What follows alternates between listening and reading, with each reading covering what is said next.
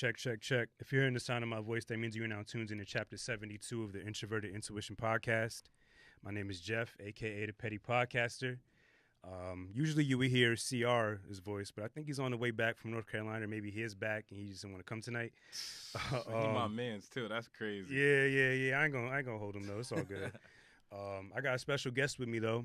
Just a little backstory. We only met twice before this, right? Third time. First time was kind of brief, like, hi, what's up? I heard about your shit. Mm-hmm. Second time was a bit more personal, even though there was a loud-ass DJ next to us at CR's official listening party. Mm-hmm. And when I met you, after that conversation, I left kind of feeling, I guess, a bit refreshed because your energy was so positive. Right. And I didn't know you were actually performing. So I feel like, I don't know, like, maybe, were you nervous before that performance? Nah. I think... See, nervous isn't a good word. I was more excited because I've gotten to the point where I've done, especially shows like that a couple of times, or performances like that a couple of times. So it's not really nervousness of doing it. It's really more just kind of more excited to see what I'm gonna do next while performing, because kind of everyone's different. I kind of learn from each one that I do. Right. Because I only bring that up because I was surprised that you were so open with the conversation and you about to hit the stage like an hour later. But yeah, I really appreciated your energy in the conversation, so I wanted to definitely have you on the show. Right, thank you. Introduce yourself to the people. Yeah, I go by the name King Solomon, from Roselle, New Jersey. Hip-hop artist, entrepreneur, anything you could think of, really. Yeah. Businessman. Yeah, man, thank you for having me. I really appreciate it. Of course, man. What's your history with, like, podcasts? Like, do you listen to podcasts in your free time? I'm actually a big fan of Joe Budden's podcast. I actually started my own part of my own sports podcast with my boy Dwa over here. Shout out to my nigga Dwa. Right. So we just started our own sports one. But, I mean, honestly, with me and podcasts, it's actually relatively new. I think, I'm going to say, like, early last year, I really started with Joe Budden's. I really got into it because I'm a big Joe Budden fan anyway. Right. So kind of just realizing the culture of podcasting. At the time, I didn't even realize how big it's gotten, where, like, I mean, everybody got some type of good podcast, too. Yeah. So from there, I kind of started diving into more like Elliot Wilson's and Rap Radars. I'm really starting to get into it now. It's dope. It's crazy how long podcasting's been around, too. Then I did a little research. I think it started, like, the first big one was maybe in 2005, 2006. Yeah. And then now it's like literally everyone has one. I mean. It's great. Talking to my partner, Solo, shout-outs to him. Just the other day, we were kind of just talking about, because we were doing our own thing with creating a podcast radio type room, and we were just talking about, for him, he wants to start doing this type of thing back in like 09, 08. Right. And we were just talking about how back then, like, it was so hard to really create one and get it out to everybody, because not everybody was really into the podcast thing yet, kind of. But he was like, now you look and there's almost as many ways to get your podcast out as like music. You know what I'm saying? It's gotten that big where, like, if you want to do one, there's no reason why you can't. For sure. So you mentioned you're a hip hop artist, entrepreneur. Yes. What's like your main title you like really are proud of to say that you are? Like, you go by first and then whatever else comes second. Like, both. Easily. So for me, like, so my father is an entrepreneur himself. He worked, but he also had his own side business. So that was something that I always knew I wanted to do anyway. Just kind of following that type of mold. But when it comes to the music, I've worked so hard at getting to where I am today, getting skill-wise and production-wise and everything that goes into it. Right. That I tell everybody now, like, you know what I'm saying? There was a time where I wouldn't tell anybody. Now it's, I openly and proudly tell everybody on both. Word. And you have your own studio in Elizabeth, New Jersey with your partner? Yeah. Cerebral Sound Studio. Once again, shout out to my partner, Solo. We opened up in July. It's a public recording studio. And we just recently bought, as I said, another room to create like a radio podcasting type room there. It's been a hell of a ride so far, man. We've been up 6 months. Just within the 6 months, just the amount of attention it's gotten, the amount of artists that I've got to personally meet and connect with, and kind of just really get a real good idea of where music is right now, especially in Jersey. Right. Can work with a lot of the younger guys who are coming up with building their own buzz and things like that. So it's been fun, man. It's been I'm not gonna lie. When I first walked in there, I kind of felt like I was in a trap house, though. Like, I thought y'all were like walking me back to like a room where I was about to get jumped. Honestly, I'm not even gonna lie. That was one of the things that kind of excited me about the location. It is authentic. Yeah, because like I was born in Brooklyn, so growing up, I was out here a lot, especially on weekends with family. The one thing that when we got the location, it reminded me so much of New York and that feel, and that always holds a special place to me. Right. And especially just going to other studios that I have been to in New York, it's almost the same thing. Like you go into this big long hallway, it looks like a trap spot, like everything looks shitty, and then you go to the recording studio and it's beautiful, and it gives you, you know what I'm saying, it gives you that vibe. So when we found the location, it was like, oh, this is perfect. Like no one would even know that we're back here. Like it's a dope ass spot once you get in there. So yeah, I'm actually kind of happy you said that. It's a dope spot though. I like the space. I definitely trying to go back anytime I can. Yeah, always welcome. Let's go back a bit. Set a timeline for the people. Your childhood. How did your interest in music start? When did it start? Can you recall when your first song that made you like, I don't know? Yeah, my mom. So my parents were both born and raised in Haiti, and they moved over here. So my mom, when I was growing up, she actually listened to a lot of like pop and like house music. Okay. So growing up, I listened to like a lot of like old KTU and shit, where they put like a lot of like Backstreet Boys, just a bunch of really white shit, right? So, but from a young age, my mom used to play that for me. And as I got older, you know, I have an older brother and two older sisters. They were much more into hip hop. So when they didn't live with me for most of my life, but when they came to visit, they started introducing me like to Jay and Nas and like LL and like especially LL. Like my brother's a big LL Cool J fan. So that's kind of, you know, I remember like maybe around 5 or 6 or something like that. Like my brother was playing like an LL record, I think I Need Love, something like that. Right. And I remember listening to it over and over and over again. Like that was my favorite thing in the world. So, I mean, from really young, I was listening. My older sisters, they both wrote poetry too. So kind of like, you know, following your older siblings, you know, I tried to start writing my own shit and like try to, you know, be like them in a sense. So, I mean, yeah, from young, I was just dabbling in it left and right. That's crazy. I feel like LL doesn't get enough credit as an MC, by the way. Never, man. Because he's been on TV for so long. I feel like people forget. Yeah. Yo, if you can go to like his first, like I'm Bad, like that record is hard. Like just as a rap record, like if you go past Mama Said Knock You Out, like, he has some real bars in that shit. Yeah, like what is it? 5, 4, 3, 2, 1. I think the record's called. I forgot the other name of the record, but that's another one where he's, you know, really spitting. Like he don't get no, especially because he did like the Love records first. Yeah. And like people really remember, you know, that's where he got popular. But like, nah, he can spit. Like that was one of my favorites growing up. For I hope he doesn't try to make a comeback, but nah, we good. He just like, we good. Leave it in the past. I'm good. Do you recall? This might be a tough question. Like your first raps or first time like attempting to rap? You start in the mirror or start in the shower with the fucking brush? Or honestly, like I don't remember my first time saying them out loud. I remember the first time writing them. I probably was like 7, definitely around 7 or 8. Around that time, my eldest sister was living in the house I was in, and I think my second eldest sister is just moving in. And like I said, they started to try rap because they were writing poetry anyway. So they started rapping or whatever. So I remember one time, I think that Brandy and Monica record was out. That Girl Is Mine. I think that was the record outside. Yeah. They loved that record, so they used to like joke around with me. And I remember then they were like, oh, like we should make up our own. So I remember like I think that was the first time I like tried writing something to like do like a remix or whatever for it with my sisters. So. Yeah, that was like the earliest memory I could have of like trying to do anything with music or anything like that. Did you ever like, because you might give a good relationship with your siblings based on what I'm gathering. Did you like present them to the idea first, like, hey, I'm thinking about getting into this? Or? Nah. They were definitely the ones like, oh, do it. I didn't even want to. I was a shy kid. I was very, very shy until I got like maybe like 12, 13. I was a very, very shy kid. So they kind of more like pressured me into doing it, so I kind of just did it. But I was doing it on the low by myself. It was just more of me afraid of showing them. So they pushed me to do it, and I remember doing it, and it's kind of history from there, really. And then you started doing like talent shows first, or like how did it work? Nah, actually, so to be honest, I stopped. I actually played sports. Growing up, I played every sport, like baseball, basketball, football. But I really started focusing on basketball. So I stopped with the music thing, period. I played basketball till college, really. Damn. And that's what I focused on the most. That's crazy because, like, I even wonder how you even got, because you said you were a shy kid. Like, how did you even have the confidence to hear your own voice? Like, I feel like it's like listening to yourself back seems weirder than like even having other people listening to you. So like, yeah, no, it took a while. Especially you're young, like you're still going through puberty. Like, yeah. So the crazy thing, I used to also sing in the church choir. So what didn't you do? Yeah, my mother made sure she put me in everything on some real shit. It's crazy. So it's a blessing though. Yeah. So I was actually kind of used to it, but once again, like it was some little ass church choir, some little small town. You know what I'm saying? So like it wasn't no like I never really took it serious. Just more like my mother gonna kill me if I don't go do this. So let me go over there and do it. So, you know, I think playing sports though kind of broke me out of that. Because as I played, I got better. I started going to better schools and playing in front of more and more people.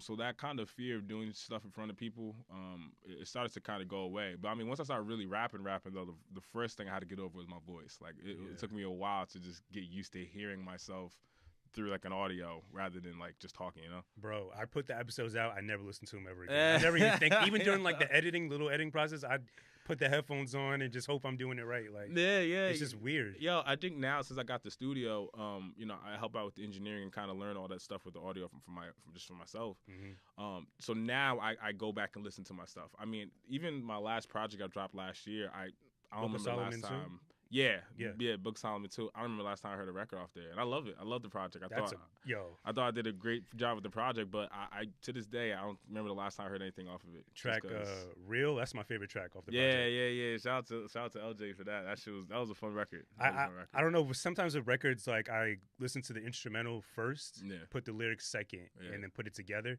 And that's what I did with every song in your project. And I like all the beats like that. Thank you, man. It's a. What do the kids say? It's a vibe. Yeah. Like that's it's really good. But going back to like I guess your journey to now, where it's just fair to say you're in a really confident space currently with your music and your voice and all that. I can't wait. I can't wait to have people hear what we did, man. I mean, just for people who've known me for years, I think it's incredible. Like, I think anyone who's known me for a while is going to be completely amazed to where I'm at now. Because, like, that's how much I really, like, feel this project. Was one of your earlier projects, like, I guess, either the reception or just how you felt after it, like, the moment, or was there a moment that made you be like, okay, I want to keep doing this. I want to see where this could take me? Every time. I think, so what I do for myself, every time I drop anything, it's kind of more of like, all right, so I remember when I first did my first ever project, it was like, all right, just to show that I can rap. You know what I'm saying? It's like, all right, now I show people I can rap. Now it's to show people, all right, I can make good music. And that's the next project. And then from there, like, all right, now people know I can rap. People know I can make good music. Now it's like to take it to the next level. Like, let's start getting paid for this. So everything I drop, I always kind of put a measuring stick to myself and go, all right, you know, this is the reaction I'm looking for, you know, to people to say, hey, like, oh shit, you really can do this or whatever. And then, that's all I hope for all my drops. Do you remember your first show?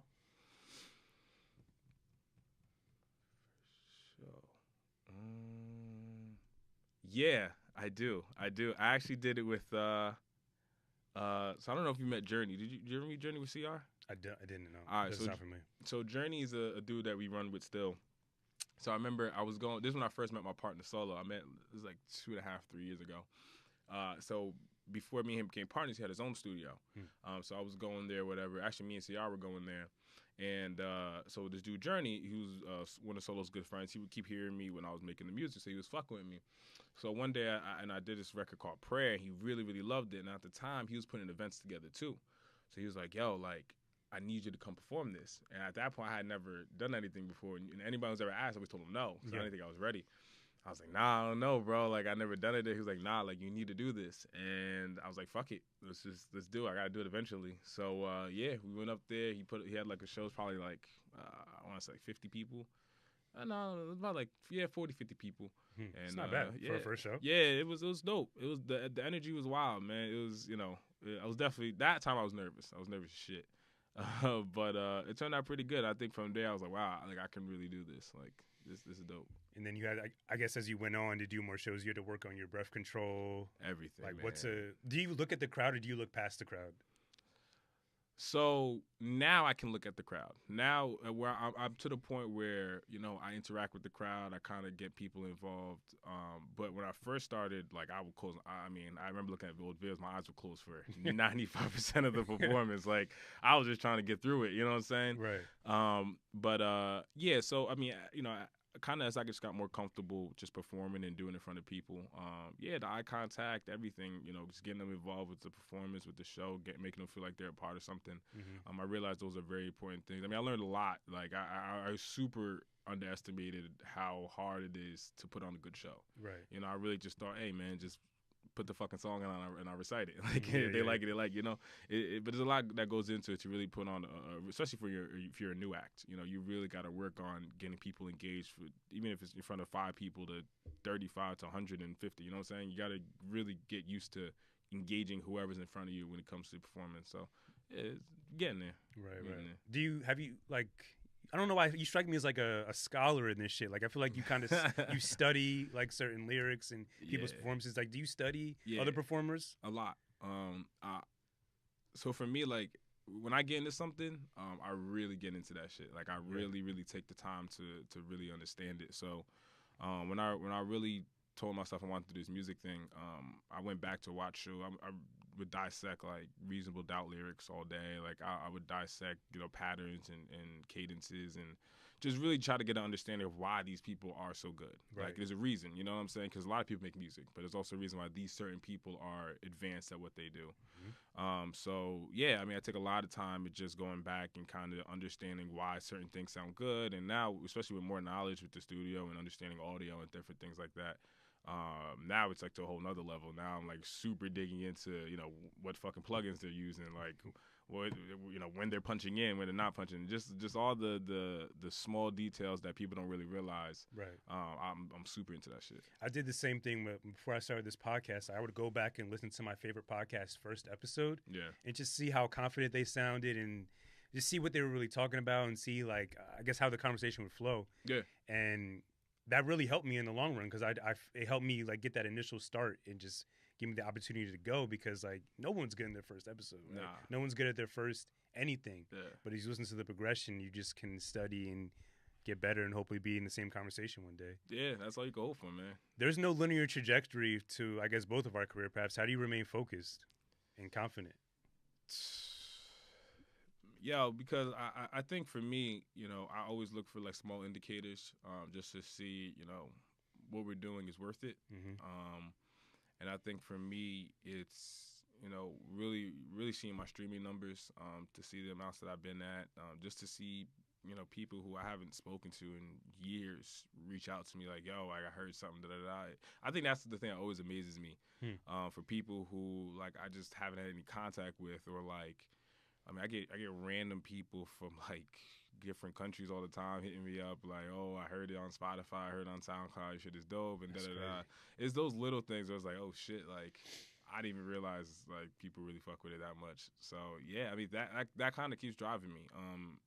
It's just seeing that people who, I would never imagine, like, would dissect my lyrics and go back, read it back, like, oh man, when you said this, like I thought you were feeling this. Was like, shit, I was. Like, that's crazy that you read that to the lyric, that you actually caught that. So I think those little things kind of keep me going. So it's really the people, not really like I guess the lack of a certain amount of money you're getting for these shows and opportunities. Nah, yeah, it's definitely for the people. I mean, the money and everything, like that's cool, but I mean, I'll figure out a way. Like that. Once again, I do business. I can always figure out a way to make some bread. I respect that. So it's for the music. It's much deeper than that. But don't get me wrong. I'm trying to get paid. But it's definitely much deeper than just trying to get paid. And you mentioned these people that you've known from the past that hit you up. Like, are these people, or are there some people that you've, I guess, knew earlier on that you explained your vision to, explained what you're trying to do, and they weren't really fucking with it, and then they come back around? Oh man. Or is it just people you just knew and just didn't really? I ain't gonna call nobody out, but a lot of niggas who tell me about it, bro. Who I told early on that, it's crazy.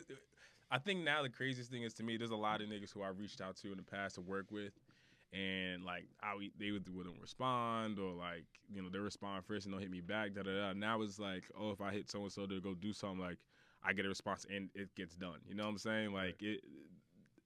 That change in itself is like, it's wild to me. It's wild. How does that make you feel though? Do you feel like kind of have a chip on your shoulder about that? All the time. Okay. All the time. I mean, don't get me wrong. Like, I understand. You don't know this nigga. Everybody tries to make music. I get it. I completely understand it. But that, it's still because to me, it's like I told y'all niggas from before. Like, I've been told you. You know what I'm saying? So, Yeah. like, now that I'm doing it, it's like, yeah, I told you niggas. Like, yeah, I told y'all from the jump. Yeah, I just didn't. Y'all thought I was nuts. Bro, so. that's my main motivation to keep going. To like the fact that no one, like these people didn't believe, like it just makes me want to shit on them even more. Like when I'm on. So yeah, it's fun. It's not right. I feel fun. like it's not right to feel that way. But fuck that. Nigga, like I said, I play sports. Like that's yeah. I talk shit. I used to talk shit. I don't, man. Listen, I work, bro. If I know I'm nice at it, I'll tell you. I got no way. I'm not gonna hide that shit. So what's like your process like for making a song? Like, do you have to be in a certain, I guess, state of mind, sober, not sober, certain time of day? How does that work for you? So for me, it just depends. I mean, if I'm in album mode, I like when I'm in album mode, I really just go through like months and months of beats. You know, my beat selection is something I really take pride in. I really try to make sure that I give a great variety of sounds and vibes for people. So if I'm in album mode, you know, I mean, this project here, I've been working on it almost a year and some change now. Wow. Yeah. So, I mean, this one, I really, really, really wanted to make sure that everybody heard the growth. So I really made sure to take time to get the right beats, to have the right hooks, just make sure everything was right to really my liking. But if it's like, you know, a verse or a feature, I knock those shits out. Oh yeah, no time. Yeah, no time. Do you like type on your iPad your lyrics, or do you actually write it out? So I tried writing, but my handwriting's ass.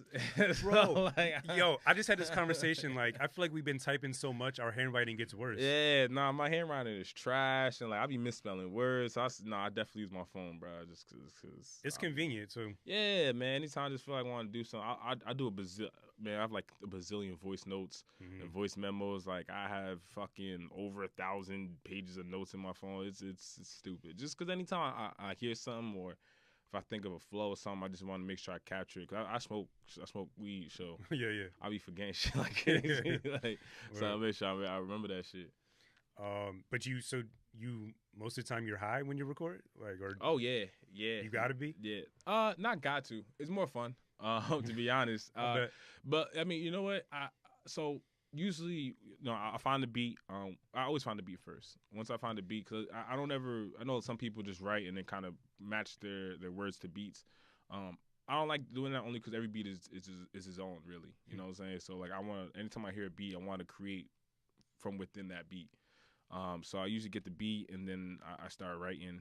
You know, depending upon like, you know, sometimes if it's like if I really want to be on my rap shit, like I won't smoke. Like I'll knock that shit out. Boom, put 16, 32, whatever, knock it out.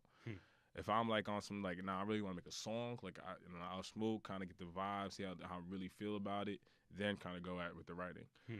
So yeah, it just kind of really depends. You know, I've tried a lot of different methods, especially being in the studio. I know some cats just go in there and just freestyle.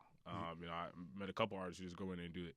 Them niggas are aliens. Like. Yo, that shit is, you know, because when you hear and see it, like especially for me, I always felt like that was weird, like because like I mean, yeah, everybody can freestyle, but like not many people are able to freestyle and make a good record. Yeah. You know what I'm saying? So for the niggas that can, like, I met this one little nigga named It's Wonderful. Kid blew me away. He came in, he heard this beat. He was like, yo, let me just hop in and do it, and did a verse and a hook. I was like, yo, this shit is fire. Like, oh, verse and a hook. Oh yeah, damn. he just within half hour, just boom. He wrote nothing there. He was like, all right, let me just go in, boom. Yeah. And just did it. I was like, yo, that's crazy. I know I can't do that. That's not how I fucking make music. Does your time vary for like I guess the content of the song when creating it? Like, oh, absolutely. I mean, if it like I said, if I'm just rapping, like I can knock out a rap verse in a half hour, an hour max. But like I can rap verses are easy. It's really with a whole song for me that might take a little time. Only because, like I said, I really like I know a lot of rappers who just make like 50 records, 60 records, 70 records, and it's like, you know, they brag about it, which is cool, but like I don't see the point of that. Yeah. Because 95% of that no one's ever going to hear. And that also means a lot of it wasn't that good. You know what I'm saying? So I don't want everyone to take time to do something which I know is not going to be my best. So like if I take the time to actually write the song, like I make sure the song is fire. And then, you know, go on to the next thing. I'm so fascinated by rappers in general. People just who do shit that I can't, yeah, and just do it well. Like it's so mind blowing to me that you could just do this, and do a whole project, right? Yeah. When you're creating a project, do you tune out other people's music so you don't try to like, I don't know, gain or might steal their sound in a way? Nah, I mean, yo, I don't never listen. I don't never see anybody like unless you're really trying to steal somebody's shit. Like I like listening to other people's music only because like, you know, there's only so much my brain can think of by itself. Yeah. You know what I'm saying? So I just like to get the motivation, not even motivation, just the inspiration. I just like to hear different sounds, what's new, what are people doing, like what are people trying out. But nah, I listen to whatever while I'm in album mode, and it kind of is like, oh, like I like what this nigga did. Let me see if I can tweak this a little bit and do whatever. So yeah, no, I don't kind of lock myself away. I do still try to hear what's out there just to give myself a little inspiration. Right. Who inspires you these days? Damn, hold on. My phone and shit. Go ahead. I don't even know. You can say the staple answer, Jay. Jay inspires everyone, like, yeah. Everybody that knows me, Drake. Like that's my Jay is my biggest idol. The best. I like so I'm weird. Like I like a whole bunch of shit. Like I love 21's project. I thought 21 Savage was super dope. That's my personal favorite from him. I got easily. I got Bootsy Collins on here. I've listened to a lot of him. Currency and Freddie Gibbs album Fetty, I thought was my favorite album. Was Tana Talk 3 from Benny, and West Side Gun over there in Griselda. Word. So I bounce around, man. Like I really I just like to take from everything in the culture. So whatever I hear that whoever's dope, I'll most likely listen to him. Do you have like a favorite? I guess like artists, like I guess out right now, like kind of they get from the younger generation, not really older. I love Gunna. I fuck with Gunna. I think Gunna's dope. I haven't heard anything from him or Lil Baby yet, besides the song with Drake. Oh man, nah, they got some shit. They got some shit. Maybe I'm asleep. Drip Too Hard is tough. Nah, I like, especially because like the younger kids that come to the studio, they love that shit. Like they love Uzi, they love all the new acts. Right. So a lot of the music sound like them. So I almost get, I kind of have no choice but to listen to that shit. But nah, Gunna dope. Gunna super dope. Yeah, I fuck with Uzi. I think he dope too. He's done now, right? He's done with music. Apparently, yo, man, signing the deal, man. If you don't know what you're doing, man, I tell all the young niggas that come to the studio to ask for advice or whatever. I'm like, yo, everybody wants to get signed, but you gotta know what you're doing. Like, you gotta know what you're signing. You gotta know how it works. Read the fucking contract. Like, even if you can't get it, get somebody who can teach you like what that means. Just understand what you're doing. Like, understand what you're getting yourself into, because then you get in situations where like, they making you drop 9 projects before you see anything. Yeah. And then you like, yo, what the fuck is going on? Like, I'm dropping million fucking stream records and I'm only seeing $2 from it. Like, that don't make no sense. But yeah, because you signed a contract saying that they basically made you. You know what I'm saying? So would you, like, is your goal to sign a contract, get a big label deal, or would you rather remain independent the whole way through and see how it goes? It'll be all dependent. I'm super, like, if it's worth it, like I'll take any deal if it's worth it. If I think it'll benefit myself and both parties, I'll do it. And that's just kind of the business side of me.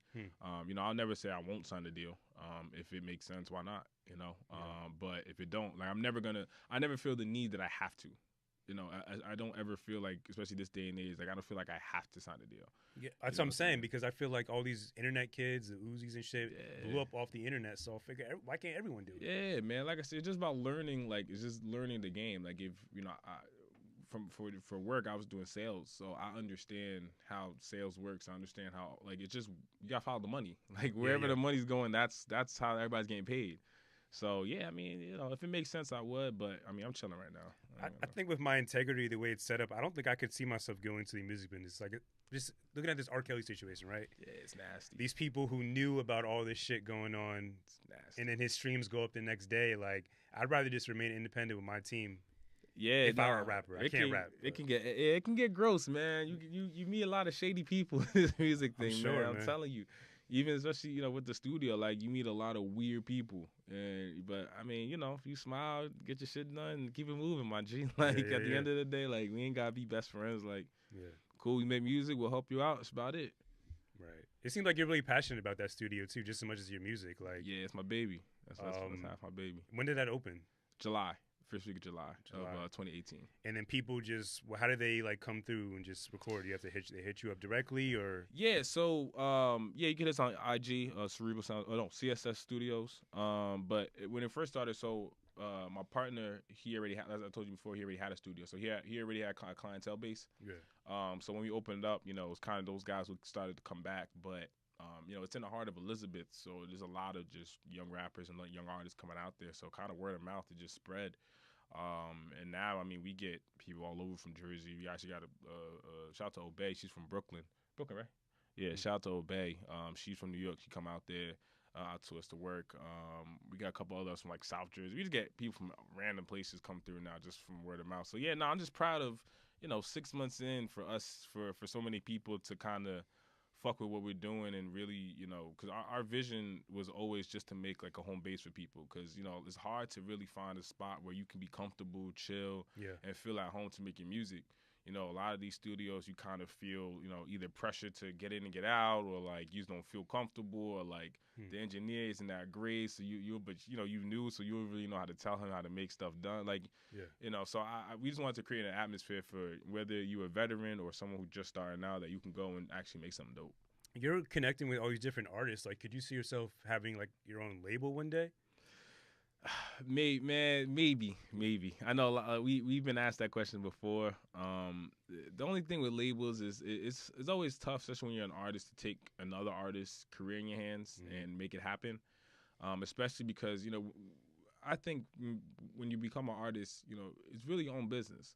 Right. So it's hard to rely on someone to love their business as much as you. At least I know how much I love this, so I trust myself getting myself to where I need to do, doing the things that I need to do in order to get there. Whereas another artist may not like it as much. So then I got to do everything for them, and even then, like, you're not doing enough. You know what I'm saying? So maybe. It sounds like too much pressure. Like, if they don't pop when they want to pop, they blame you. Yeah, then just for a couple dollars. I mean, I think nowadays, especially, there's so many other avenues that you can go down instead, where you can still help a bunch of people without having to deal with all the messiness. For sure. That's what I see CR doing. I respect what he's doing, like, with Jump Out the Frame. Yeah, like, I don't know how he's done it up to this point, but it's working. Yeah, little known fact, I was my first, me and him, that was my first partner, my first business partner. Oh, yeah? CR, how did y'all meet? So my boy Carl, shouts to him, his cousin, Evans, is boys with CR. Okay. So I used to go to Carl's house a lot, and Evans is a singer himself. And he's the one who introduced me to CR. So I remember when I first wanted to start doing the music thing, CR was just starting out too. And, at that point, like, I had, I was working at some bullshit sales job or whatever, but I was looking to start my own company and start my own shit anyway. So when he gave me the plan, he gave me the idea, I was like, oh, sounds amazing, you know what I'm saying? So let's do it. So yeah, we started it out. I helped him get everything going. And then, he was going to school, then we just, started doing our own thing. But I'm super proud to see how far he's gotten with it, man. Because that's something that he's like, that was his plan, his idea, that was his baby from day one, and just to see it continue to grow 3 years later is dope. Do you look at as these people you're connected with, like CR, as competition? Nah. Well, not CR. You know what I'm saying? And not that's not like to say that. It just, that's my man. Like, I'll just be super happy if he gets signed and I never do. I'll be super happy for him. You know what I'm saying? If he does, whoever, like, I'll be super happy. Yeah. I think nowadays when quote unquote competition, like with streaming, I think it's really hard to even say there's competition, because back in the day when you had to get CDs, like, you had $12, you had to pick between Jay-Z and Nas. You only got $12 in your pocket, so you got to pick whatever CD you got, whoever you want. Now, $10 you get every artist you want. So as long as you build a fan base, what's the competition for? Like, that's a good point. You still have your X amount of people who's gonna listen to you regardless. You know what I'm saying? Because now there's just no need to choose. So, I mean, people just make up a competition to do it, but like, no one buys CDs no more. So where's the competition at? You know what I'm saying? It's wasted energy. Like, your ego is just to say you're the best. Like, someone's gonna argue against you anyway. So who are you trying to prove that to? Like, you're always gonna have someone's always gonna say you're not. Like, no matter what you do. And it's not like you made it to that position by yourself. Like, you had people with you, right? So it ain't even. Nah, it's all good. Right. I'm curious, what's like your elevator pitch for your music? Like, how would you describe it for someone if you had 10 seconds to describe it to someone in an elevator? Yo, man, I think the pitch is just like it's. I make some real ass music. You know what I'm saying? Like I make music for literally any mood that you can be in. I really make music for niggas who are, and women who just want to make make money, make a better life for themselves. Like who dream of doing something better than just chilling. You know what I'm saying? Like who just want to strive to keep working harder and just hustle really. Like that's really kind of how I see it, and just make feel good music for people. Do you have you like always had this ambition, like just to be the best or do good at everything you're doing? Always. He'll tell you, man. He knows me since high school. I used to come walk around limping because my knee was tore up, just so I can try to be nice at ball. Like I had bad knees forever, and even when people were like, "Yo, just chill out, like take some time, like your knees are shot." Yeah. Like but it was just me wanting to be better, me wanting to be the best. Like just no matter what. Like it's a little weird, not even weird, but it's a little like psychotic. But yeah, it's a drive that I think just from my dad, just to see what he's done from a guy who literally came from a different country and nothing to be able to live, create a solid life for myself and my siblings. That is that same type of idea for me that I just want to, no matter what the cost is, just to do something great. I really appreciate the fact that you keep bringing back to your family. Like you seem very family oriented. Is that fair to say? Yeah. And do you draw like inspiration from all of them, even though you guys are on the same similar career paths? Like yeah, absolutely. I mean, I think for me, especially my tight knit, my parents and my sisters and my brother, whether it's my older, I have another little sister who me and her are probably the closest because she lived with me since forever. I talk to them the most. They know me the best. So for me, because I don't really listen to a lot of people. I think a lot of people are fucking stupid. So like, I don't really take a lot of people's advice. I just, because I understand, like I've seen so much bullshit. Like I've seen so many people spew bullshit to me that, it's hard it's hard to like actually take somebody's word. So for my family, at least when I talk to them, I feel the genuineness. Like they know me. No judgment. Yeah, nothing. They just know me. They know me for myself. So if I tell them something or we talk about something, I know they're just giving me the genuine answer, and I appreciate it. So yeah, definitely they hold me down. I draw a lot of inspiration from them. Can you recall a specific piece of advice that any one of your family members might have given you throughout your life? That stuck with you? Probably my pops, man, because I marvel at that guy sometimes. He, I think the one thing he always instilled in me is like it's on me. You know what I'm saying? Like at the end of the day, like if you want to do something better for yourself, it's on you. Like he didn't have any help. He didn't have family. He didn't have people to help him get to where he got to, and he did it. So there's really no excuse that you can't. You know what I'm saying? So I think from there it's always stuck with me. Like no matter how hard the situation is, just to be able to learn to adapt and figure out a way to do it right or figure out a way to get myself into a better position is something that always stuck to me. Damn, I think I really needed to hear something like that because like I've kind of always recently been at like a crossroads of just like I'm not really seeing as much success as I wanted to with this shit. Yeah. Like I know I'm good at this, but I feel like by this point I feel like I should be on a higher level. Yeah. So I mean, there's no one else I can hold responsible except myself. Yo, especially like it's all about adaptation, man. I think it's like for me, even with the music, I always go, all right, like when I drop something, all right, it didn't do a bazillion views. Well, why?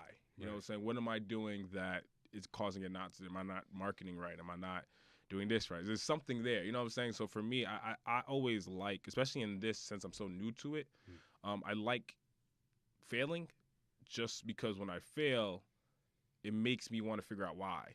And that's what drives me more than me doing good. Like when I'm proud to say recently I just hit 100,000 streams on Spotify. That. Dope. Yeah, thank you. And so for that's dope and all, but like even now it's like I say it out loud, it's cool, but like I don't really care. You know what I'm saying? Because like I expected myself to do well. So now it's like, all right, well now I want to get 1 million. So now I hit 100. So now it's like, all right, cool, we hit 100. Congratulations. Now let's figure out why I'm not at 1 million yet. So that's kind of how I see everything. It seems like you're always in like work mode, like work. And do you ever get into like creative slumps? Like, oh yeah, I don't know who I was listening to, but one thing I learned is almost like I said, I relate a lot to sports actually. There's days where you're tired as fuck and you don't want to lift, like you don't want to go to the gym, you don't want to do that shit, and it's those days where you have to. You know what I'm saying? So even when I don't have any creativity in me, like damn, I don't want to write today. All right, let me just listen to beats. Like, damn, let me just write a bar. Let me just do it. Like, it's the idea of doing it even when you don't want to, just so that when you do feel it, and when you're like, oh shit, I'm in it. Like, I never got rusty. You know what I'm saying? I never took time off, because even on my shitty days, I still wrote a couple bars where I still feel it in me. You know what I'm saying? So like, even like, it's almost like when you practice when you're tired. Like, you're dead tired, yet you still take 100 free throws extra. You know what I'm saying? It's just doing that extra mile so that when you're really into it, like, you know, that shit comes out good. So yeah, I mean, I get into slumps, but I mean, even if the bars are bad, like, I'll just still write them. You know what I'm saying? Just the fact that I did it. Man, I need to adapt that attitude. Like, I'm writing a book, my first book. Oh shit! Congratulations. Thanks, man. And I've just been slacking, bro. Like, for the past like 2 weeks, I have not written like shit, because I feel like if I try to write in those moments where I'm just like not feeling as creative, it's gonna be terrible. Yeah. But I should take that with me and just write and just see what happens. At the end of the day, you go just erase that shit. That is true. You know yeah, that's very true. Yeah. No one ever got to see it. You know what I'm saying? Yeah. So like, it's just the idea of doing it, so that when you do feel it, it's like, oh shit, I was fired. Yeah. But it's like only because you've just been doing it. You know what I'm saying? Mm-hmm. I feel introspection is very important. Yeah. People, we need to check ourselves sometimes. It seems like you're very confident and passionate about your music and everything else you have going on, but what are some flaws you notice in yourself as you've grown, and what are some things you think you lack and need to do better on? I mean, I'm stubborn. I'm extremely stubborn, and stubborn to a fault sometimes. Sometimes even when I know I probably need some help, I'll turn it down. You know, and even besides that, just learning to, I think just learning to let people help me grow. Is something that I realized for a long time I didn't do a good job of allowing. So now, you know, I definitely try to let people help me. You know, if I try to, if anything, at least listen to what they're saying, compared to just completely tuning somebody out. You know, because I realized that even if somebody may be full of bullshit, there's something in there that I can use. You know, there's some type of knowledge that I didn't know before. There's something that I can take away from it. So. Just really learning to allow people to help me get to where we need to get to is something that I work on. Where does that resistance come from? Is it just like trust issues, maybe? Absolutely. It's, you know, like we said before, like telling people, hey, I'm gonna do this, and y'all said nah. You know what I'm saying? Yeah. So now that I'm here, it's like, well, what are your motivations? Like, cause I'm here. Yeah. Which I'm learning is like, I mean, that's cool. You know what I'm saying? Like, I don't need everybody to be my best friend forever. Like, it's. Yeah. You know, that's one thing I learned from just working and doing, you know, working in sales and doing different things like that, where, you know, it's cool if we don't have a super tight relationship. It's cool if we work people. Like, you know me through the work. That's cool. Like, we cool work people. Let's get the job done. You know what I'm saying? Like, so I think, you know, learning to just, hey, not everyone's your best friend, and that's fine. Like, it's perfectly okay if they just like you because you make good music. Like, that's cool. Like, who cares? You know what I'm saying? That's a really mature thing to say, I feel. Yeah. Because most people look at that, like, so much differently. Like, I feel for me personally, like, if you're my friend and you see me doing something that I'm passionate about, I feel you should be just as invested as I am, right? Yes. That's selfish as fuck. Yeah. But I just feel my integrity tells me that I feel like that's how friends should act. And you're right. You're not wrong. Yeah. Like, you know what I'm saying? 'Cause I feel the same way. So I don't think you're wrong whatsoever. But I think it's also understanding that just because you feel that's right doesn't mean that's reality. For sure. You know what I'm saying? So so I also live in a world of, like I said, adaptation. Like, I understand that that's not the world around me. So so instead of waiting for the world to change, I change myself. You know what I'm saying? So I move in a way where it's like, I don't go into any type of meeting somebody expecting us to kick it off and be best friends. You know what I'm saying? I just expect to go in there. We're going to be professional grown-ups, handle whatever I handle, and then whatever happens, happens. Like, you know what I'm saying? Whatever comes from that, comes from that. But, yeah, I mean, you know, because especially with the music industry, man, you're going to deal with shady people. You're going to deal with snakes. Like, you just got to always remember, like, who was there for you. You know what I'm saying? Who was with you when you didn't have nothing? Like, who was fucking with you when nobody else would. Like, those are the people who I keep close. Everybody else is, you know, hey, let's get the job done then. Yeah. You know what I'm saying? So for me, this show is an escape from depression, anxiety, and all that, right? And I created the show initially to provide that same feeling for other people, to be an escape. I'm curious, do you suffer from depression, anxiety, and is music an escape for you, or how do you deal with it when you get those moments? Yeah, I mean, I listen. I definitely get down. I definitely more anxiety. I definitely there are times where I mean, just like you said, I do be in work mode a lot. So there'd be times where it's like, fuck, like I feel like I'm doing everything and nothing's happening. You know what I'm saying? So, yeah, I mean, music.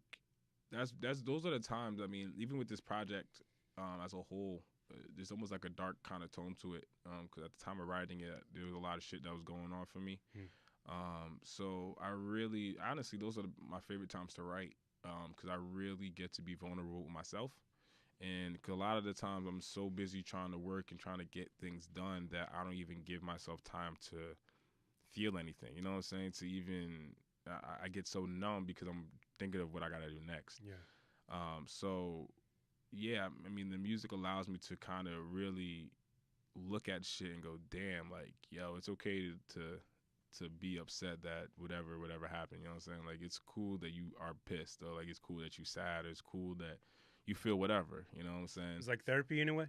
Oh, absolutely, absolutely. I mean, the more that I've been making the music, the more therapeutic it's gotten. Where I'm getting a lot more comfortable, just talking about things and telling people about, what I'm dealing with my family and what we've been through, what I've been through, and just different shit that I've dealt with on the low that nobody knew about. Yeah, the music definitely allows me to tell people in my own little way. So I guess this album is going to be your most personal, or yeah. So this album, it's definitely if anybody who knows me well, this album's gonna make a lot of sense to them, because especially like the emotions. So it's basically, instead of putting myself into the album, I made a character. His name is Pain. And a lot of the emotions, a lot of things that I rap about or make songs about, are shit that I like. That's how I am. A lot of his emotions, a lot of ways that he reacts to things, a lot of ways that he responds to certain things are ways that I would react or respond. Right. So this is my way of like talking about all that type shit and kind of getting it really all off my chest. Yeah. How do you know when you're done with the project? I'm sure you make plenty of songs that go on the cutting room floor. Like, how do you know, like, okay, I'm done. I said all I could say. Just feel that shit, man. I mean, I think for this project, we made like 30-odd records, something like that. And it cut it down to 12, and I'm only dropping like 7 first. So, oh, wow, okay. So, yeah, I mean, I kind of just do it all, and, that's a great thing of having someone like Solo, who not only is my partner, he's my engineer. He, I give him the vision going into it as I'm going. I mean, even for this project, I mean, I changed the vision like 3 or 4 times in the process of making it, but every time he always understands where I'm trying to take it. And so me and him kind of go through everything, and he's always like, when it comes to music, he is my like he's my guru. Like if he like it, I know it's gonna go. Dope. Like because he's one of the most talented people I've met. So if we go over the records, he goes, yo, this you gotta do this. Like we just do that for all of them. Like I think this is what we need. But he'll keep it real. He's not like a yes man, right? He'll keep it real with you. Oh man, listen. Let me tell you about this guy. This guy, let me tell you. So when I first started going to him, I remember this maybe like my 5th or 6th session with him. Right, it was me, him, and another dude named Ari. Shout out to Ari. So I'm over here recording a record, right? And mind you, I paid for the hours and all that shit, right? So we're recording the record, maybe like half hour in. He goes, yo, come out real quick. I'm all right. He calls me out. Him and Ari basically sat me down. I was like, yo, that shit is trash. Like, they were like, yo, bro, take it home. Like, don't even worry about the payment. Just, you got to do better. You know what I'm saying? And he, even to this day, like, there have been times where, I think I got the hottest verse in the world, and he'd be like, bro, like, I heard this already. It's like, nigga, like, what you mean? Like, this is like, nah, like, I need something different. So he's my biggest critic besides myself. Right. Like, he would tell me in the middle of my recording session, after taking hours to write something, that it's not it, and I'll drop it and start again. So, yes, man, I wish he was. I wish he was right. More of a fucking yes man than he is, man. I always wondered this about artists, like when they're creating an album, like what comes first, the name of the song and then the song, or like Or going even back further, like the name of the album, the name of the songs, and the songs. Like, does it just happen? I'm still fucking changing the names of the Okay. yeah. Nah, I'm horrible when it comes to names because like that's the last thing I think of. Absolute last. Even the title that I it took me, like I said, I've been working on the album for like over a year, and I just figured out what I wanted to do for the album cover, and I just like maybe a month ago figured out what the name of the album was officially going to be. Can you say it now, or are you keep it? Oh yeah, the paint tape. Paint tape. So I mean, those shit come super last. Like every day I change that shit. Do you have like a release date like coming up, or do you? Nah, no date yet. No date yet. I'm still working on the rollout plans for it. Working with shout out to Taste Creators. They're a group out in Philly who are helping me a lot with the rollout of it. But it's definitely coming out. I mean, this year? Very soon. Very soon. Very soon. Bet. So hopefully you can come back when that shit's out. Oh yeah, debut some tracks. I can't wait. My notes are fucking out of order, so this is like gonna be my first question. But your name, your rap name, your last name is Solomon. Yes. The King part, did that come from like the religious figure? Absolutely. So I actually also a little dope little fact. My great ancestor was actually the president of Haiti at one point. Whoa. Yeah, I actually come to find that out not too long ago, which is wild. But yeah, my father's father was also in the government. He served as a senator, I believe, or like a councilman in Haiti. Okay. So yeah, I mean, I went to Catholic school all my life too. So I was familiar with the Book of Solomon anyway, his writings and things like that. King Solomon. So I just thought, I mean, besides the fact that my name's already Solomon just with an A, I thought it'd be super dope and just kind of the play on words, and it felt perfect at the like oh, this is the best thing that I can get. Do you identify as like a religious person? Much more spiritual than religious, but I'm pretty well versed in theology, especially with Catholicism. Like I said, I was in Catholic school for most of my life. We had to take like theology courses and shit like that. I went to church until I was like 18. So definitely much more spiritual now though. Does your Haitian background, you are Haitian, right? Correct? Yeah. Does that play any influence on the sound of the music coming up? Not the sound, but definitely the emotion in it. I think the aggression comes from that. If anybody knows any Haitian people or like family, I mean, even when they're having a good time, it sounds like they're having a fat-ass argument. You know what I'm saying? It kind of just in our DNA. So not necessarily sound-wise, but definitely an emotion. That's great. I'm not too, like, CR is like, I feel like the first person that was Haitian that I know, like, closely. So, like, I kind of heard it a bit on his music, so I was curious if, like, it would transfer over to yours. Do you have any features you can talk about? Or yeah, shout out to my boy Blaze the Rebel. What You Expect, which is the record I've been pushing right now, just did 100,000. So he's one of the features on there. I got my homegirl Kimmy Chen. She's on the record on there. She's amazing. Beautiful singer out of Jersey. Right. I actually got solo on one of the records on there. I got my boy Dwa.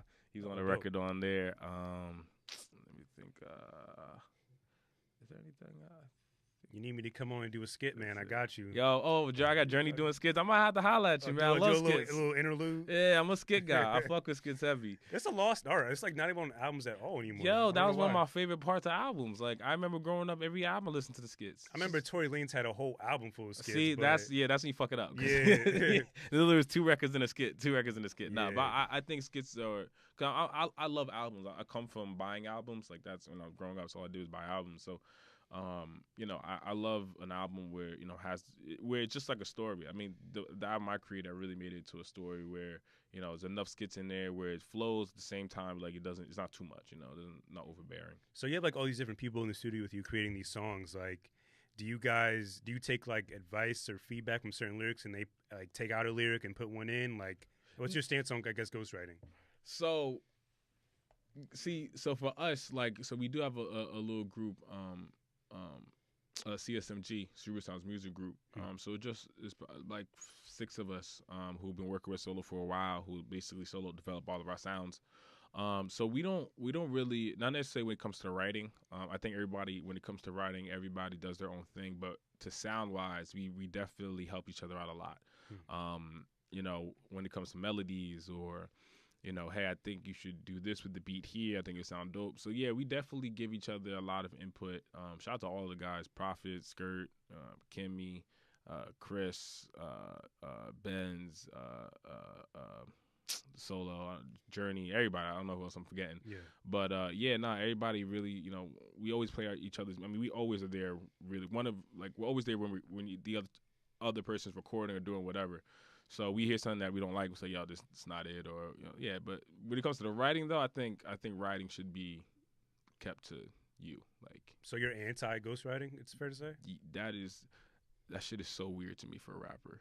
It's so weird. But you don't think there's some like kind of talent that comes with like reading someone else's lyrics and making it sound good? Like if Drake did like have ghostwriting help and he made some of these songs, it sounds fucking good. So I feel like that still takes some form of talent. Even Cardi gets accused of that. Like, so, yeah, they're good at cadences and they're good at performing the records, which is, that's a skill. But at the same time, like, see, my thing with what happened with the whole Drake situation was, if it's like a hook, if you're taking like a bar for a hook, or if you're doing something where it comes to the actual like musicality of it, that's one thing. But if your rap lyrics are somebody else's, like those rap bars are somebody else's, that's super weird to me.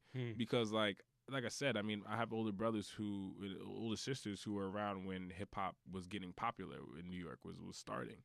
So, they always kind of taught me to be original, to do your own thing. And any artist who I've loved is original in some way, shape, or form. I mean, it's one thing if you're going to take a bar from someone as you're showing respect or some shit like that, that's one thing. And like I said, even for like a hook or a bridge, like I also think that's one thing. But for the actual rapping side of it, I feel like you should be able to rap your shit.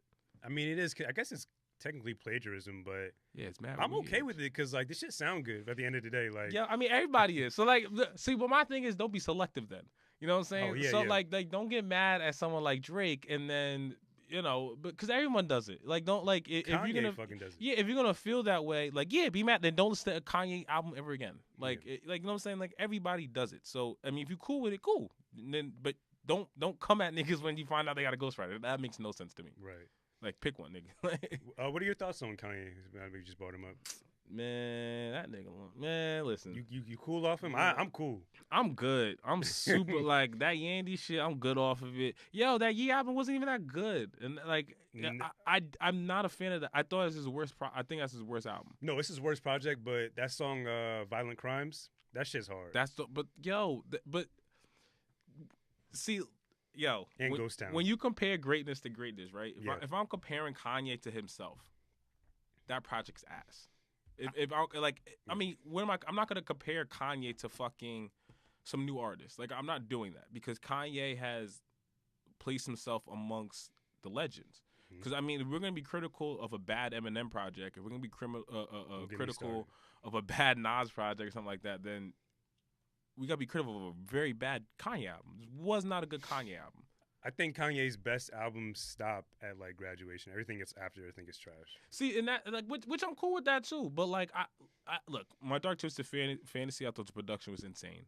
Yeah, Yeezus, I super appreciated the originality of it.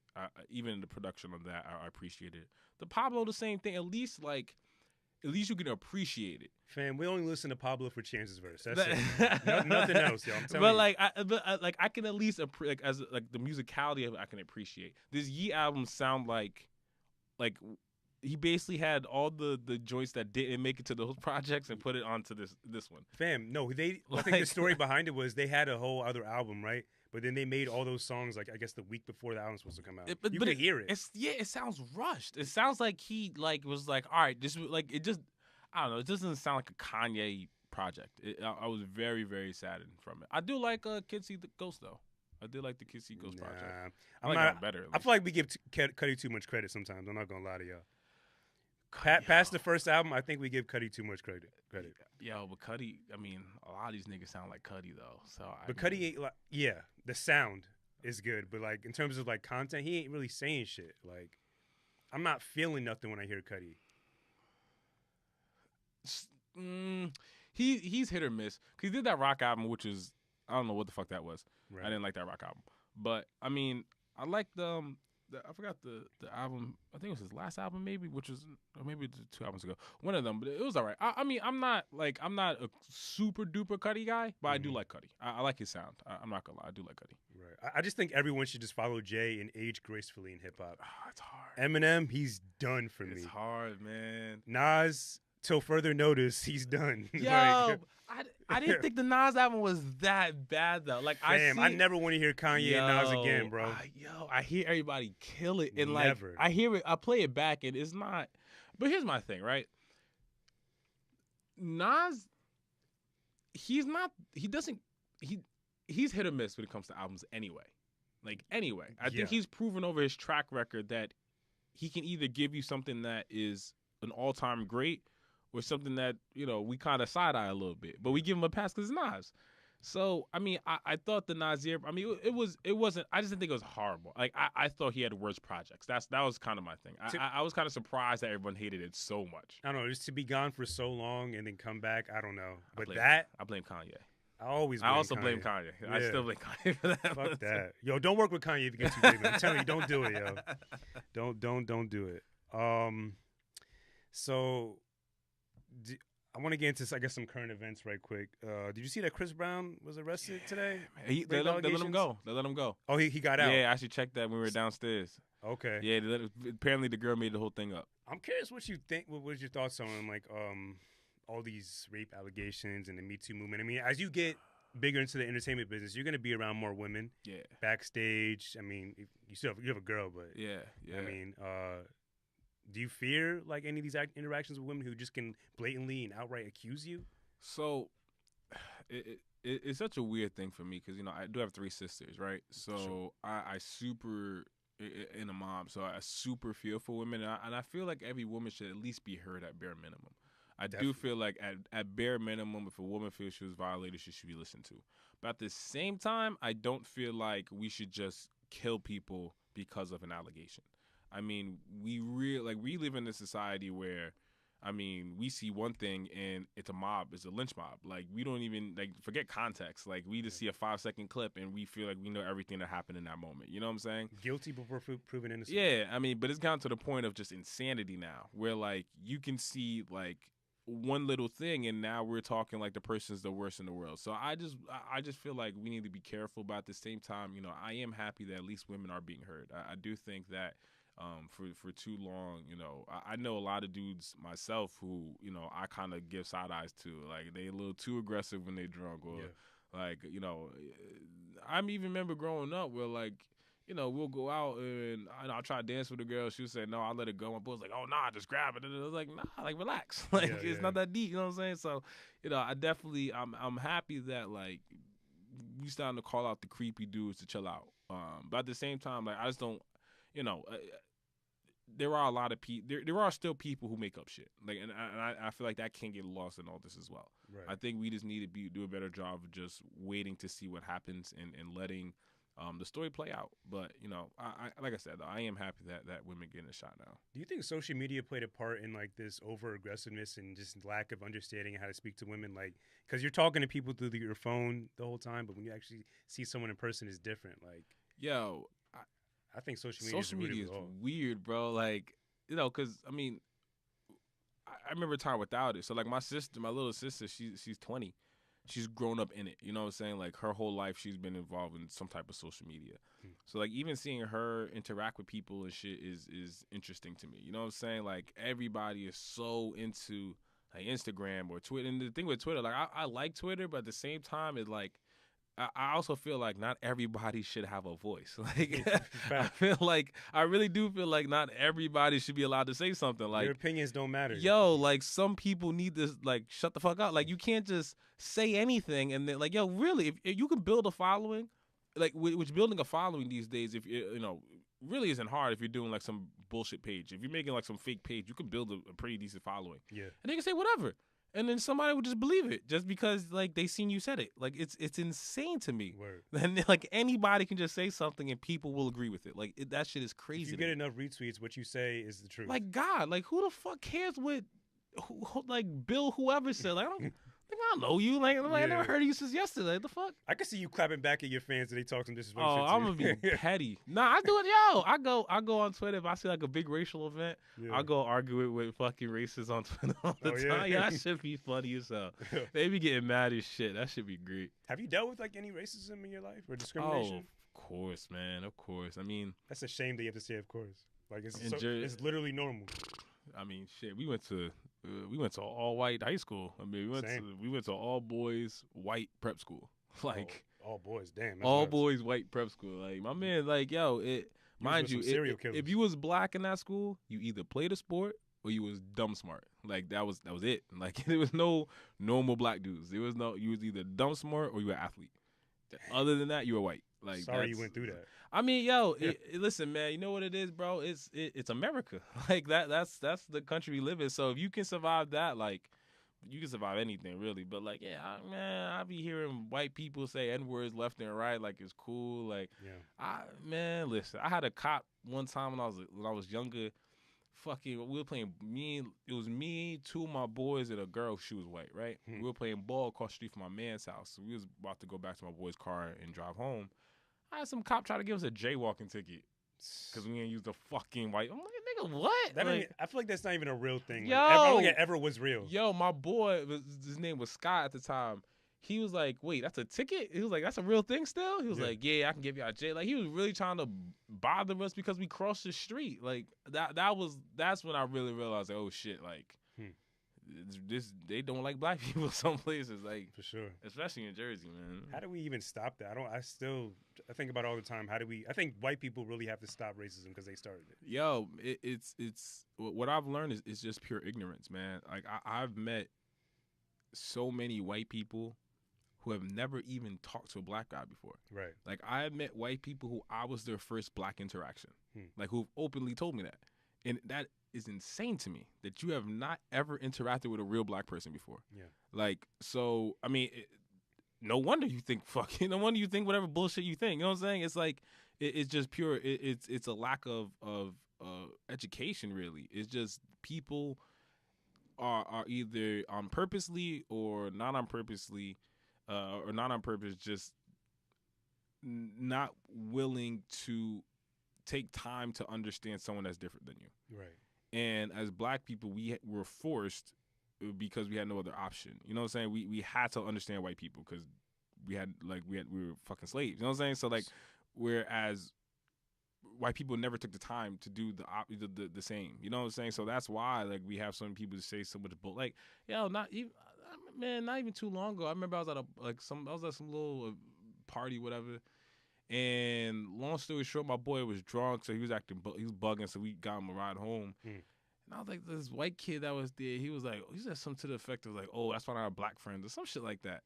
And I just looked at him like, yo, like, I would slap the shit out you right now. Like, I would have wild to say next to me, my nigga. Like, he's like, no, I didn't. I'm like, yo, I'm like, you know what? I'm not even beat for you today. But like, yo, it's still shit like that. Like, yo, what, like, to even think you could say that shit near me and, like, I won't kill you right now, my nigga. Like, that shit is crazy. You probably said it in a casual tone, like it's a normal thing. Yeah, like, like, nigga, you are out of your mind, say that shit to me. I told him, yo, bro, say that some dumb shit like that again. I'll slap shit. Like, oh, no, I don't lie, all right, bro. Like, I ain't even off you, man. I do think some real change will come if people like everyone in this room, for example, if we all get ourselves in a position of power and get some real money and facts.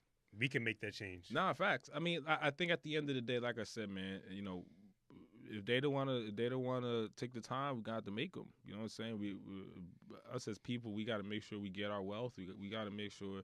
That's why I tell, you know, a lot of these dudes come to the studio, man. Learn your business, learn your money, man. Yeah. Like, you know, if you do this music shit, learn to make some money, my nigga. Like, if you're not making money, then what's the point? Like, you know, don't be signed to this dude who's gonna tell you, hey, you know, we'll make you into a star. Yeah, well, you're his investment, my nigga. Like, that means you pay him. Like, that's your boss, my guy. Like, learn what you're doing before you do any of that. Because this whole thing should be about making your own bread. So you can do what you want to do and live the life how you want to live it. So no one can tell you shit. The fact that, like, even learning how to make your own money is not in, like, a normal curriculum for students, like, it's fucked up to me. Like, I really thought about it and all this shit. what do I need long division for now? I mean, Long division. like, fucking. what do I need American history like today? Like, man, half this, man, 95% of the shit we learned in school is fucking useless. Yeah. Like, none of that. I don't do none of that shit. I don't know how to do that. What's that shit? Geography? geography. No, not what's that math shit? What's that math shit? The fact you don't even know, like, fuck that math shit. I don't do that shit. We don't give a fuck. I ain't not doing that shit. Whatever. You saw the most recent controversy, or not controversy, but I guess Soulja Boy. He was in the headlines everywhere. Shout out to Soulja. Shout out to King Draco. I seen like videos floating around of him and Drake doing similar similar songs. Yeah, that's crazy. I didn't know that. Is it fair to say Soulja Boy is like the inspiration for everyone? He might be. Yo, I've been saying my man's the other engineer Ed. Shout out to Ed. He hated, but yeah, I give Soulja Boy mad props. I ain't realized Soulja had hits. Not only did he have hits, like yo, cause you know why I really believe it. So like someone like Chief Keef, right? Mm-hmm. In my world, Chief, I haven't heard Chief Keef since like Don't Like. You know what I'm saying? Like I'm not a Chief Keef guy. Yo, I see like these younger kids. Yo, they know like I know my little sister got these these young white girlfriends. They know all Chief Keef lyrics. Like. Wait, all that drill shit. Excuse me, what, white girls?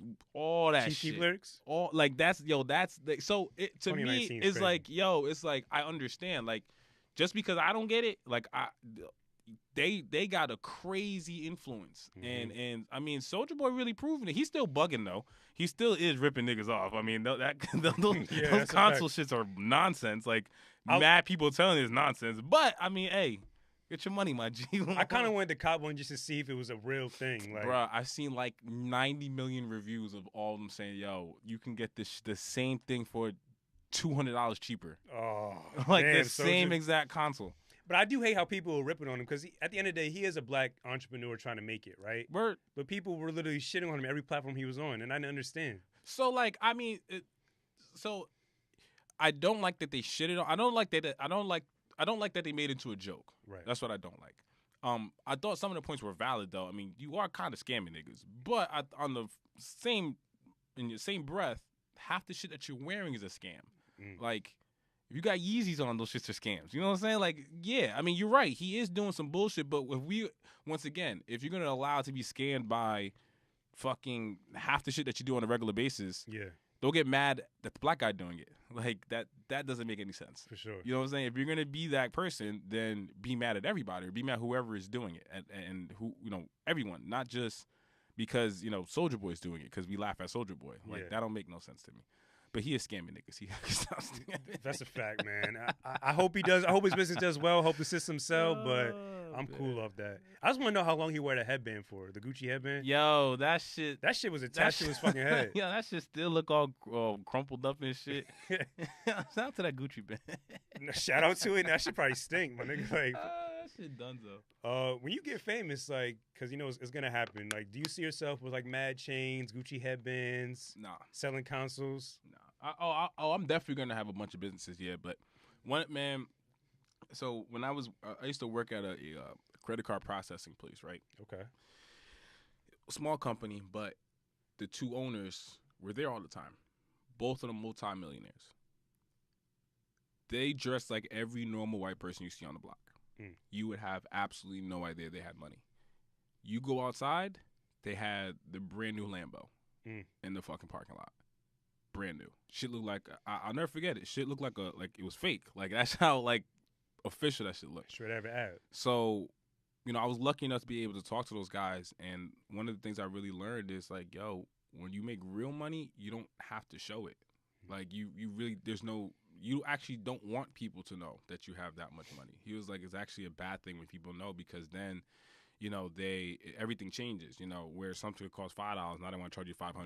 Because they know you got it. You know what I'm saying? Whereas like they take advantage of the fact knowing that you have this money, and you don't want that. You know what I'm saying? Like there's no reason that you should take advantage of the fact that I have money. You know it.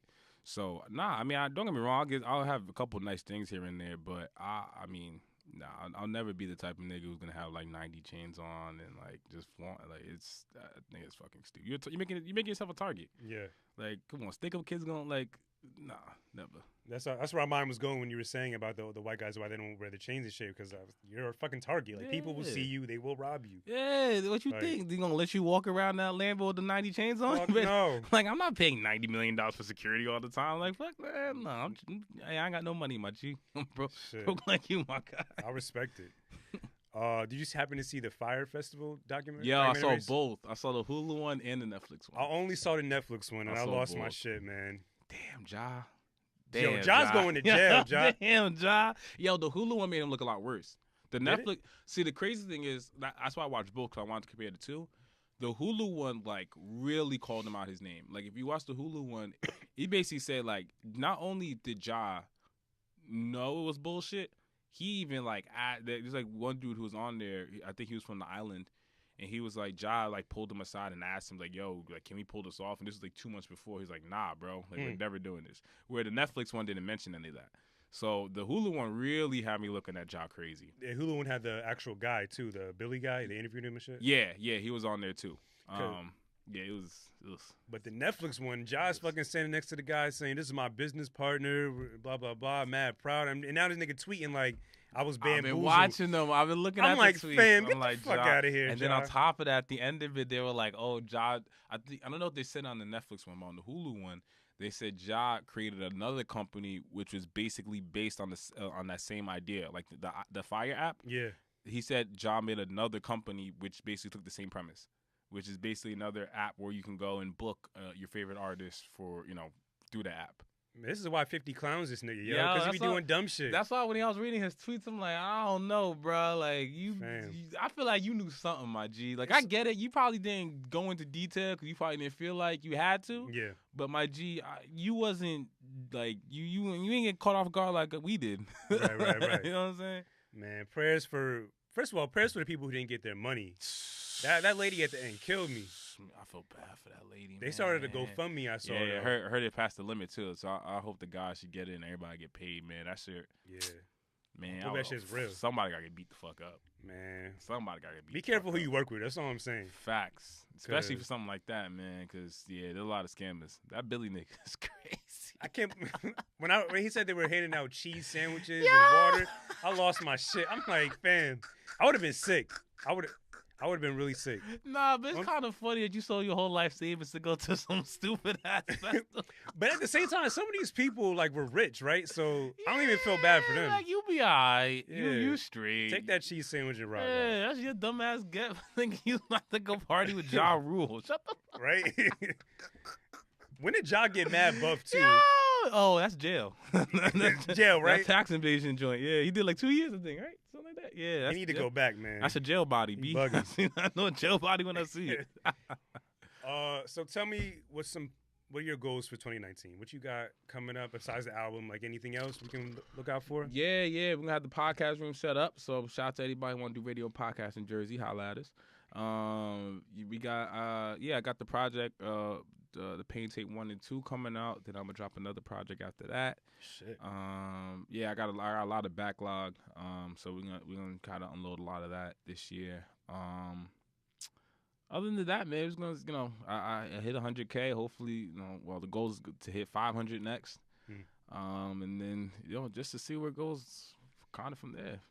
Man, I really respect what you're doing. I really do fuck with the music. Thank you, man, for real. I definitely see, just like with CR, I see you guys kind of actually on the same similar path. Like, kind of like a Jay and Nas in a way. Yeah, I fuck my guy. Not in terms of content, but in terms of trajectory. I really respect what you're doing. I really fuck with your music, man. Thank you, man. Thank you. I really I'm definitely going to be following your career as much as I follow CR, as much as I follow Jay, you know what I mean? Because I want to see you win. Thank you. Tell CR next time you got to be here, man. Fuck For sure, you, man. B. I got 2 more questions when we get out of here. Or 3, my bad. Mm-hmm. So let's say tomorrow, right? You hit 500K listens. You got blue checks on every form of social media. You don't have a girlfriend anymore. Who you DMing first? Ooh, DMs I got to slide into. You got access to everyone's DMs. I don't know if you want to answer this because you still got a girl. It's a great question. Mine is Elle Varner. Elle Varner. Oh, she's dope. Man. If you're listening, what's up? Yeah, I don't know if I got an answer for you. That's tough. I think we'll take this one. I'm gonna take the L on this one. I think I'm gonna plead the fifth. So, who's the first person you would DM to work with? If that's easier. Okay, all right, we can do that. Producer, rapper, anyone.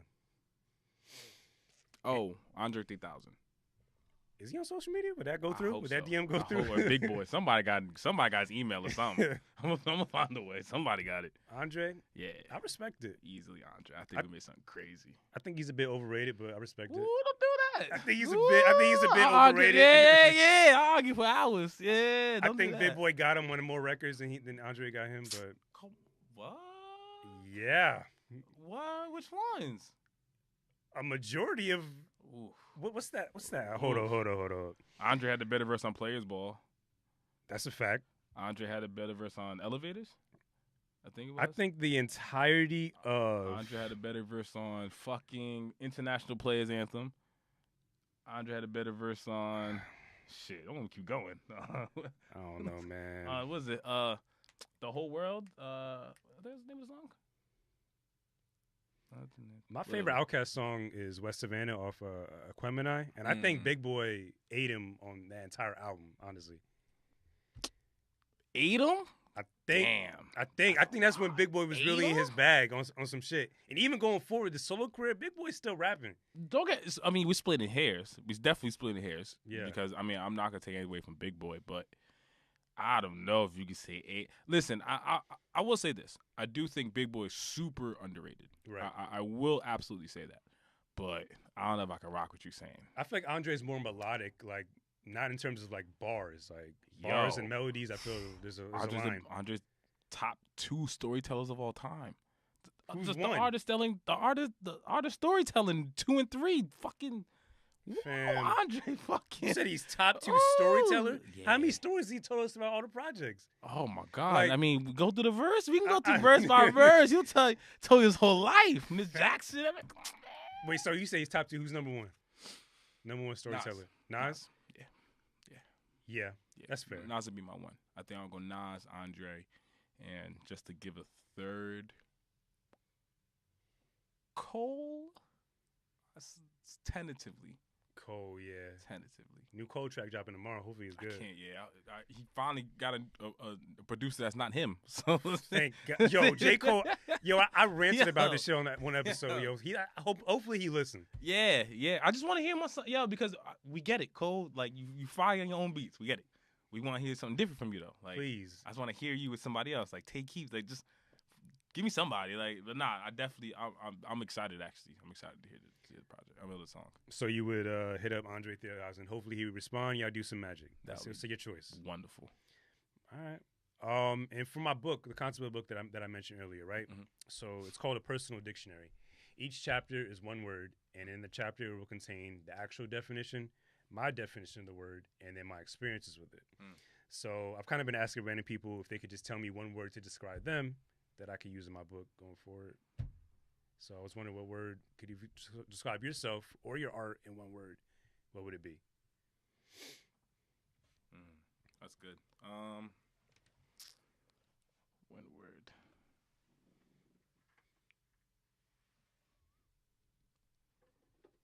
It'll probably be.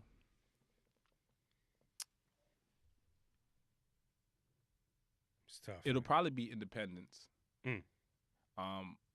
And yo, the reason I say that is because everything that I talk about, everything that I do is so I can be quote unquote independent. And what I mean by that is, like, I want to be able to get to a point of life where I determine whatever happens in my life. So if I want to go to the fucking Bahamas and enjoy the summer, enjoy the beach, I can get the fuck up and go to the Bahamas, enjoy the beach. Right. If I want to go and work my ass off for 24 hours straight, I can go to the studio, work for 24 hours straight. Like, where I basically am independent to whatever I want to do. And I feel like everybody should be like that, where if you want to go and fucking start a farm, go ahead, go start a farm. If you want to fucking do whatever, like whatever you want to fucking do, you should be able to live a life where you can do it. Dope. So yeah, that'll be my word. I'm definitely going to use that. And we have a segment on this podcast that I always forget to bring up because I always bring it towards the end.